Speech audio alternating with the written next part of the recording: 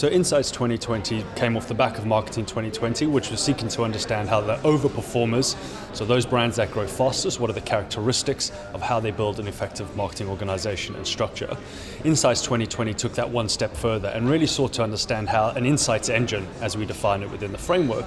could actually be put in place to drive more evidence-based decision-making and how that could actually influence a company's growth strategy. Within Marketing 2020, we really focused around how brand owners organize and operate for growth and how they influence as a marketing function the broader sort of business agenda. What we realized is that insights is becoming more and more important in driving those decisions, and the insights engine that sits at the heart of that needed to have greater clarity for people to think about how they move along that evolution to actually create a much more evidence-based system. So we identified 10 characteristics of those sorts of organizations, and also looked not only at how data drives the decision making, but also how the training, the capability build, the ability to tell stories, to connect insights to business realities,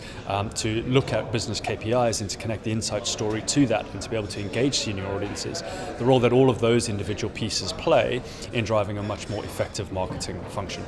So a number of different things that stood out in the report. It starts by how do we actually engage with, synthesize and develop that data into a coherent picture for the business. But I think what really stood out for us was in part the role and the capabilities that the individual insighters need to take on today. They need to move on from being great at the very sort of logical left brain side of things and actually start to develop more whole brain characteristics. So the ability to tell compelling stories, to be able to engage audiences beyond just what the data says, to be able to elevate that to more actionable sort of insights and drive strategies. Those skill sets are requiring a very different type of kind of recruitment, capability development, set of excellence skills that are put in place, and it's really reshaping the way in which you can think about the research function.